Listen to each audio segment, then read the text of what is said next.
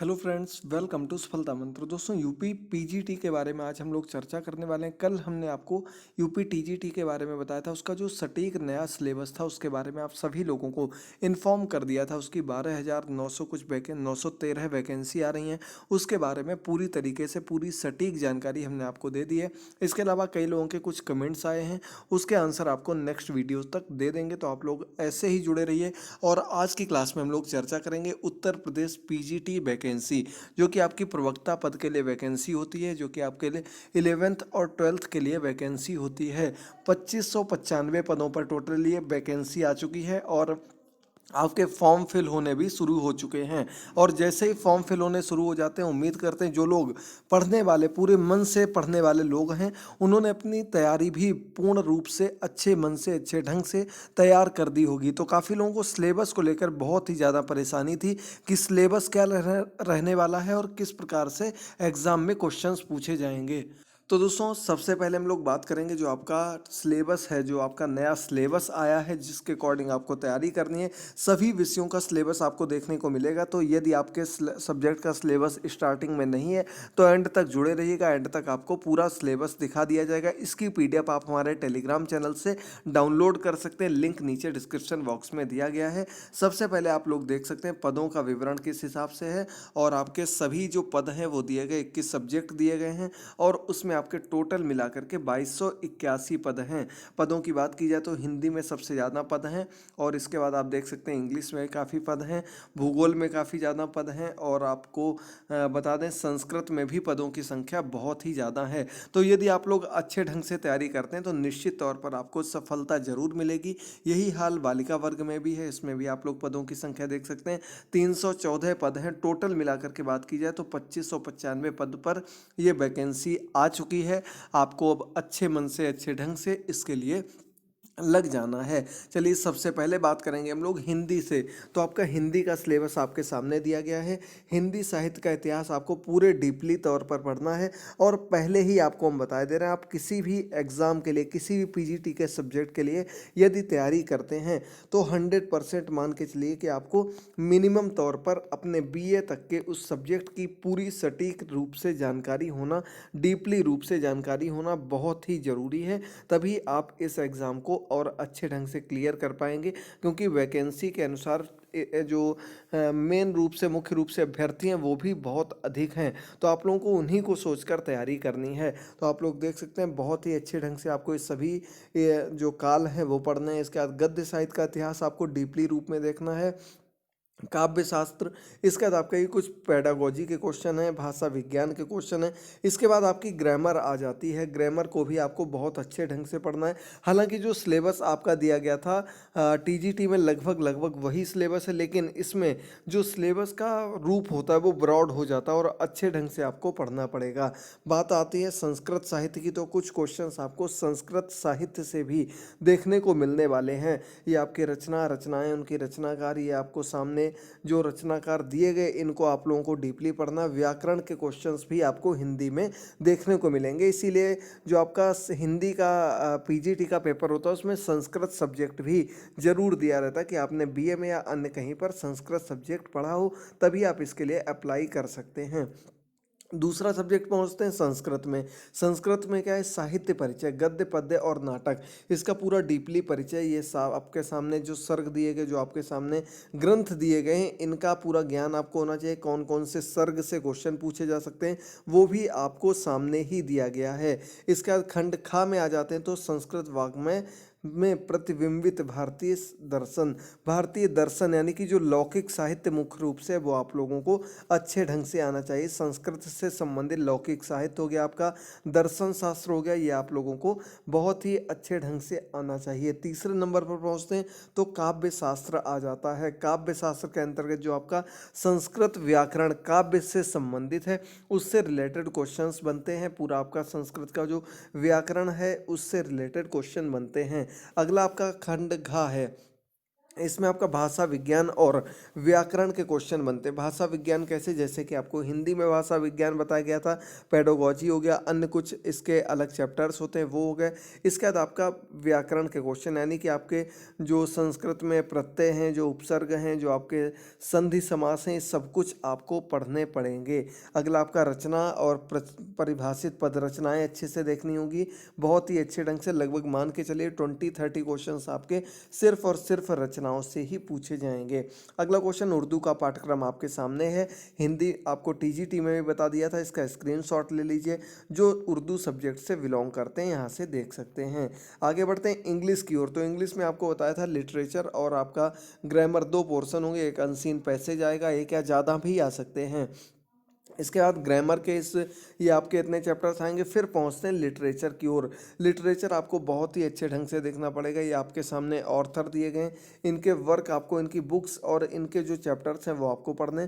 Figure of speech और literature के अन्य टॉपिक आपको बहुत ही अच्छे ढंग से देखने हैं। ये आपके सामने सभी के नाम दिए गए हैं, यहाँ से आप लोग पढ़ सकते हैं नाम, और इनको एक एक करके टिक मारते रहिएगा। जितना पढ़ते रहें उसको टिक मारते रहिएगा तो आपको उतना याद बना रहेगा। चलिए आगे बढ़ते हैं नागरिक शास्त्र की ओर। प्रवक्ता पद के लिए पाठ्यक्रम है, याद रखिएगा।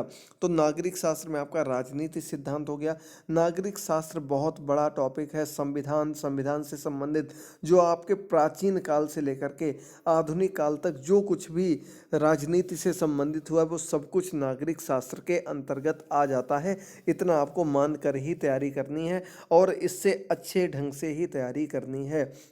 इसके बाद अंतर्राष्ट्रीय तौर पर राजनीति, उसके सिद्धांत, उसके व्यवहार, इसके बाद जो मुख्य संस्थाएं हैं, संगठन हैं, कब कब शीत युद्ध हुए, किस, इन सब के बारे में चर्चा। भारतीय लोक प्रशासन के बारे में चर्चा, कार्यपालिका, न्यायपालिका, इनके बारे में जानकारी, सब कुछ आपका नागरिक शास्त्र के क्षेत्र के अंतर्गत आ जाता है। अगला हमारा भौतिक विज्ञान यानी कि फिजिक्स की बात करेंगे। तो फिजिक्स के चैप्टर आपके यांत्रिक हो गए, ताप भौतिकी हो गए। इसके अंतर्गत आपको दोस्तों जो लोग तैयारी कर रहे होंगे वो डीपली जरूर पढ़ लें और स्क्रीनशॉट भी जरूर ले लें। अगला हमारा भौतिक प्रकाशिकी है। ये सभी आपके 12th लेवल के चैप्टर्स ही दिए गए, लेकिन इनका जो लेवल होगा, जो इनका स्तर होगा, वो आपको ग्रेजुएशन लेवल मिनिमम तौर पर करना ही है। ये मान कर ही तैयारी करिएगा। अगला आपका विद्युत स्थितिकी हो गया, चुंबक स्थितिकी हो गया, विद्युत धारा हो गया, विद्युत चुंबकत्व हो गया, चुंबकत्व हो गया, प्रत्यावर्ती धारा हो गया। इसके बाद आपका प्रकाश विद्युत प्रभाव हो गया। इतना आपको पढ़ना है फिजिक्स के अंतर्गत पीजीटी के लिए। चलिए आगे बढ़ते हैं। फिजिक्स के बाद पहुंचते हैं हम लोग मैथ की ओर। तो मैथ के चैप्टर्स आपके सामने, इनको आपको और अच्छे ढंग से पढ़ना होगा, देख लीजिएगा। इसमें आपका बीजगणित, सारणिक, अवव्यूह और आपका समुच्चय हो गया, समूह सिद्धांत हो गया।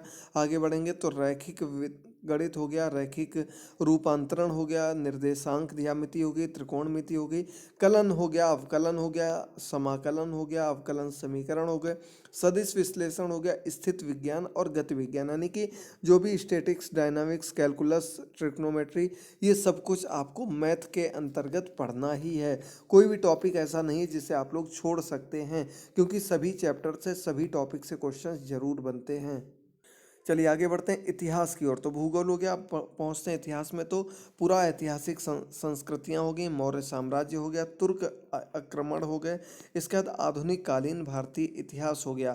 ये चीज़ें मुख्य रूप से आपको जरूर पढ़नी है, जो कि आपके इतिहास के अंतर्गत आ जानी है और डीपली पढ़नी है। इनके अंदर जो आपके चैप्टर्स दिए गए उनको जरूर समझिएगा। अगला हमारा इकोनॉमिक्स यानी कि अर्थशास्त्र। इसमें आपका उच्च आर्थिक सिद्धांत हो गया, इसमें आपका अर्थ का अर्थ हो गया, सिद्धांत हो गया, लोक वित्त हो गया चैप्टर, सार्वजनिक ऋण हो गए, मौद्रिक अर्थशास्त्र हो गए, अंतर्राष्ट्रीय अर्थशास्त्र, विदेशी विनिमय दर, आर्थिक विकास एवं भारतीय अर्थव्यवस्था।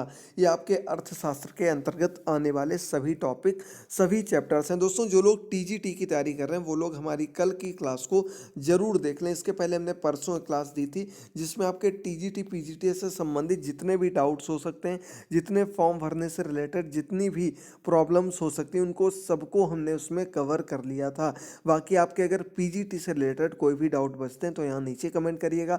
अगर टीजीटी के कोई डाउट हो तो जो लास्ट वाली हमारी क्लास थी सिलेबस की, उसको देखकर उसमें कमेंट करिएगा। आपके सभी प्रश्नों के जवाब हम अपनी अगली वीडियो में देख करके आपको संतुष्ट कर देंगे। इसके बाद कोई क्वेश्चन रहता है तो वो आप लोग फिर से कमेंट बॉक्स में कमेंट करके पूछ सकते हैं। तैयारी आपकी जल्द ही प्रारंभ करा दी जाएगी। बात करते हैं हम लोग भूगोल की। तो दोस्तों हो गई भौतिक भूगोल, हो गया जलमंडल, जैव मंडल, मानव भूगोल, आर्थिक भूगोल, प्रादेशिक भूगोल, भारत के भौगोलिक स्वरूप हो गए के अंतर्गत आने वाले सभी चैप्टर्स हैं जो कि आपको इसके अंतर्गत पढ़ने होंगे। चलिए आगे बढ़ते हैं रसायन विज्ञान की ओर, केमिस्ट्री की ओर। तो केमिस्ट्री में आपका भौतिक रसायन हो गया, इसके अंतर्गत आपका चैप्टर है गैसीय अवस्था। इनको डीपली पढ़ना है, इससे सिद्धांत जो भी रिलेटेड हो, न्यूमेरिकल जो कुछ भी हो, वो सब कुछ आपको देखने होंगे। ऊष्मागतिकीय ऊष्मा रसायन हो गया आपका।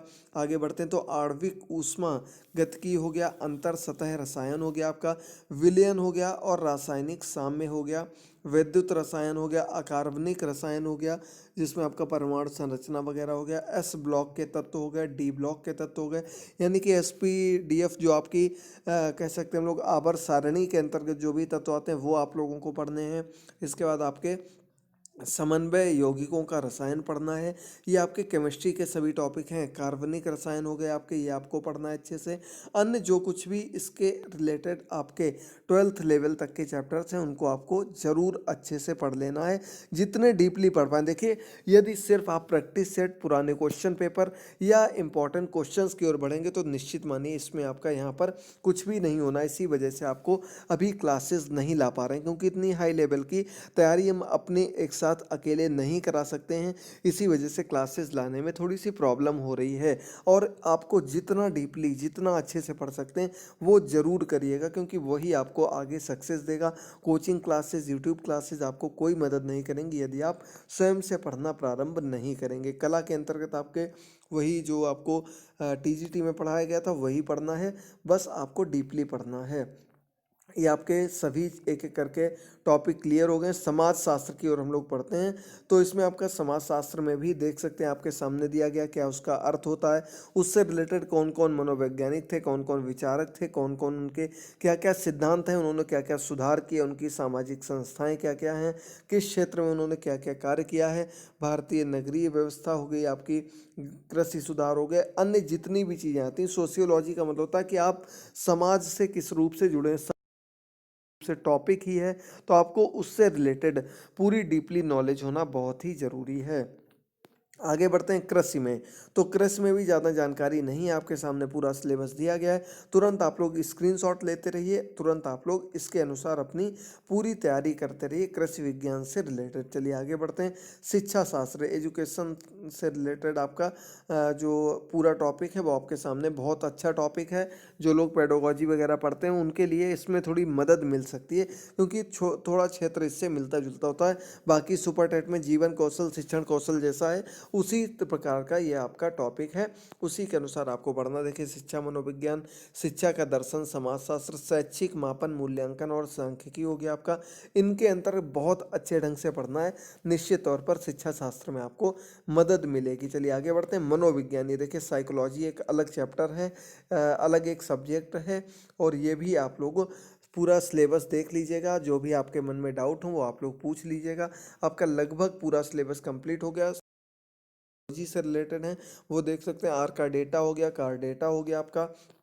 इसके बाद परिवर्धन जैविकी हो गई, पर्यावरणीय जैविक और विश्व विज्ञान हो गया आपका। वन्य जीव हो गया, वन्य जीव से रिलेटेड राष्ट्रीय उद्यान, जीव मंडल जो कुछ भी होता वो सब कुछ हो गया। जैव सांख्यिकी हो गई, प्राणी व्यवहार हो गया आपका, कैरियोट हो गया आपका। और जो आपके बायोलॉजी से, बॉटनी से रिलेटेड चैप्टर्स होंगे वो आपको डीपली तौर पर पढ़ने होंगे। अगला है हमारा वनस्पति शास्त्र। तो वनस्पति शास्त्र आप लोग सामने देख सकते हैं, पूरा सिलेबस आपके सामने दिया गया है। दोस्तों प्रत्येक जानकारी को डीपली समझते रहिएगा, और कोई भी डाउट हो तो कमेंट बॉक्स में कमेंट करिएगा। हमारी लास्ट क्लास का लिंक आपको नीचे डिस्क्रिप्शन बॉक्स में और कमेंट बॉक्स में मिल जाएगा, उस क्लास को जरूर देखिएगा। ग्रह विज्ञान आपके सामने दिया गया है, ग्रह विज्ञान की क्लासेस के लिंक भी आपको मिल जाएगा। जाएंगे। 2-3 क्लासेस दी थी, ज़्यादा नहीं दी थी, तो उनको तब तक आप लोग पढ़िएगा। कुछ क्वेश्चंस दिए गए, लेकिन डीपली नॉलेज के लिए आपको खुद बुक का सहारा लेना पड़ेगा। मार्केट में बुक्स अवेलेबल हैं, उनको आप लोग देख सकते हैं। जो बुक ठीक लगे उस बुक से तैयारी प्रारंभ कर दीजिए। चलिए आगे बढ़ते हैं। संगीत से रिलेटेड आपके सामने चैप्टर है। ज़्यादा डीपली आप लोग खुद समझ सकते हैं, इसके बारे में हमको जानकारी नहीं है। जो लोग वाणिज्य के, कॉमर्स के बारे में, कॉमर्स का टीजीटी का भी आपको अभी सिलेबस नहीं दिखा है, लेकिन लगभग लगभग यही सिलेबस उसमें भी है। अकाउंट्स हो गया आपका, वित्तीय लेखांकन हो गया आपका, इसके बाद व्यावसायिक संगठन और प्रबंधन हो गया आपका, उच्च आर्थिक सिद्धांत और सांख्यिकीय रीतियाँ, उच्च आर्थिक सिद्धांत हो गया आपका। ये आपके जो कॉमर्स सब्जेक्ट है उससे रिलेटेड हो गया। सैन्य विज्ञान आपके सामने है, इसके बारे में ज़्यादा जानकारी नहीं। तर्कशास्त्र आपके सामने है। तो जो लोग इनमें पीजीटी कर रहे हैं उनके लिए बहुत ही इंपॉर्टेंट जानकारी है। ज़रूर सभी लोग अधिक से अधिक शेयर करिएगा और अपनी तैयारी में आज से ही सभी लोग जुड़ जाइए। क्लास में जुड़ने के लिए बहुत बहुत धन्यवाद। जल्दी चैनल को सब्सक्राइब करिए। टेलीग्राम पर आपको इनकी पीडीएफ आज रात तक अपलोड कर दी जाएंगी, वहाँ से ज़रूर देखिएगा। मिलते हैं अगली क्लास में, तब तक के लिए थैंक यू दोस्तों। गुड बाय, टेक केयर, अपना ख्याल रखिए और जुड़े रहिए।